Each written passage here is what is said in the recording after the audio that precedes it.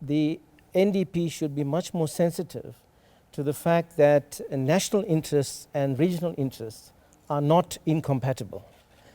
In fact, the development of South Africa is very much dependent on the development of the continent as a whole and of the region in particular. This is not the domain of government.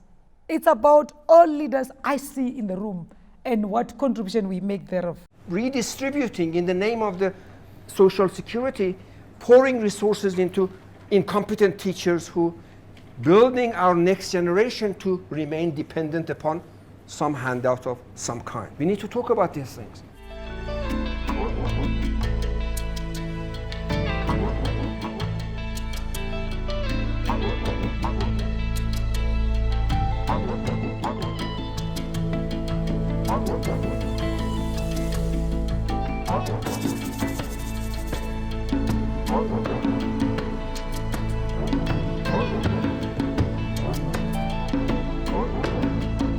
The Wits School of Governance started the debate series on implementing the National Development Plan because we felt there was a need to move the discussion on its implementation beyond the established ideological positions of, for example, COSATU or the government on what needs to be done. We have failed, and we must accept our education system has failed our youth.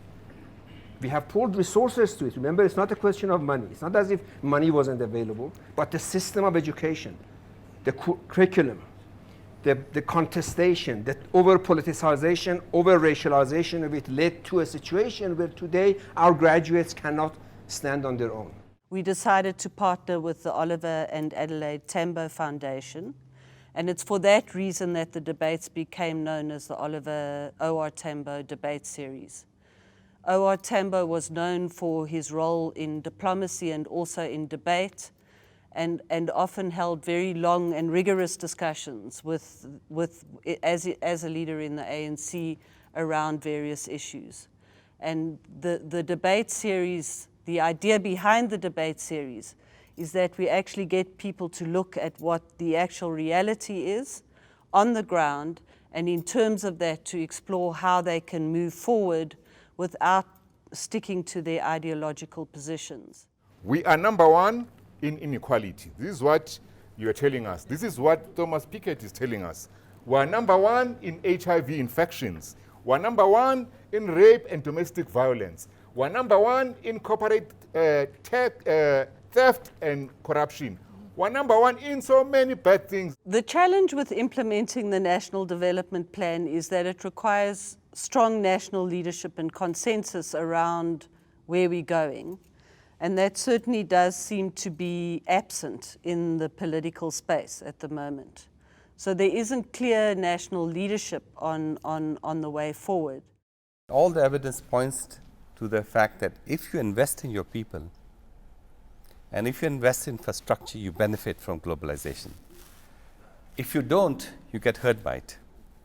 So I think one has to go beyond the standard things of these are the bad people and these are the good people. I think we have to see the context in which forces operate. We got to talk about the accountability of the public sector. Public sector uses nearly 50% of GDP in this country. They don't produce, they use. I mean, just to validate what Tumusane was saying, in South Africa we've got two people controlling the wealth that is equivalent to the half of the population, that is 26.5 million. There's a global contestation of human rights. That the Nestle CEO can say that water is not a human right, that the General Agreement in Trade and Services says that water, health, education, etc. are not really human rights. They're first and foremost commodities. The presidency is working with the National Planning Commission to look at various ways in which to implement the development plan. They're doing this in two particular ways. One is that they're engaging with a wide range of stakeholders, in particular business, civil society, the unions, to explore the various options. The key thing with the development plan is it's not a plan that can only be implemented by government. It's a plan that has to be implemented by everyone doing their bit in order to achieve the key objectives. The other tough issue around the implementation of the development plan, besides needing strong leadership, is that it requires some tough policy choices. Not all the plans are viable, not all the options are viable, and there needs to be some tough discussions in order to make those policy choices and put them into place. Because what capital is doing at the moment is trying to have it both ways. They want to be able to extract both resources and extract capital. Most of the capital in this country is not being invested in this country, it's going out of the country. It's going straight out of the country, and then they tell us, you guys have got to moderate, you've got to be pragmatic. This is the most unpragmatic thing to do. If you want a revolution in this country, continue that line, because that's exactly what's going to happen. Yeah. Thanks, Dale. Recruit graduates. Don't send failures to local government and think that you will get the country correct. This is very important. No, I know it's important. We can talk about it afterwards. The National Development Plan isn't cast in stone in the sense that this is a blueprint for development. You can't ever have a set pathway for development because both local and international environments change quite a lot. So the National Development Plan was based on a diagnostic that took place 3 years. 3 years later, we're in a slightly different economic position. What we are hoping is that the debates will open up the range of policy options that are available to decision makers, in particular in relation to the current context based on current information. And in that sense, we're hoping that the debates will influence to some extent the people who are making the decisions, both in the broader society, in business and in government, to think through some slightly different options. There's no doubt that the plan will evolve over time and will have to evolve because the 20-year period of implementation, things will change quite a lot. My question is to Miriam and it's to Trevor as well. Right? What practical steps can be done so that every South African owns the National Development Plan? If they disagree with it, they disagree with it having been informed. What can be done? Can that be answered? If you're going to theorize, I'd prefer you do not answer the question. I think we are very good at defining and conceptualizing these concepts and these isms.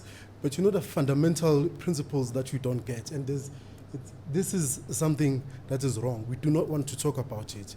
I suggest that Marian really listen to Iraj when he talks about the issues of accountability, issues of people accounting for what they're doing. I mean, for God's sake, if these people do not want to do their job, we can give them 30% of the budget and they can be corrupt on the side, and the right people will do their job.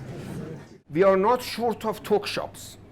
We are short of keeping people accountable. The day that a president looks to a minister and say, you have failed the nation, out.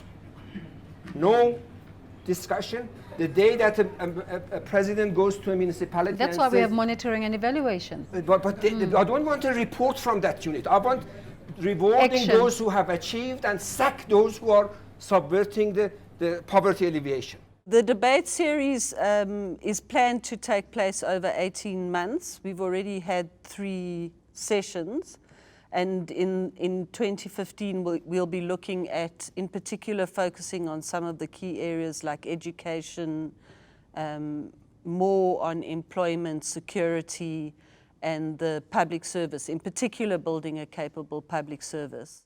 I think that you have to take seriously that people who are in business see their future and their success in this country, and that if the country doesn't work, actually business can't work. Business cannot be an island of prosperity when the country fundamentally doesn't work.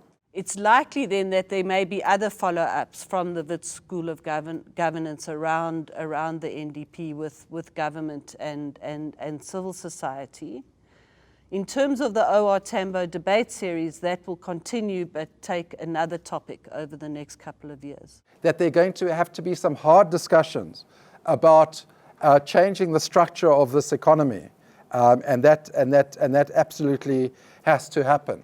The third reality is that if you want to be part of the global economy, you got to be either competitive or not. You can't be still, look, I want your money, but I don't want to other conditions. You can't, you won't get that.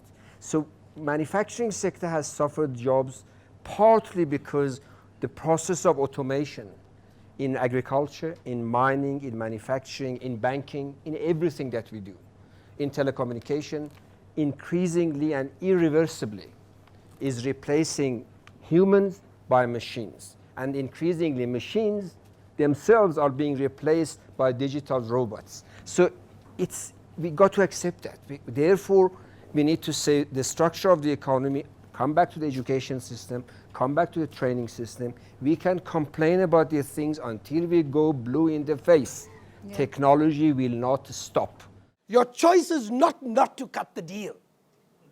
Your choice is either cut the deal or you lose the whole bloody castle.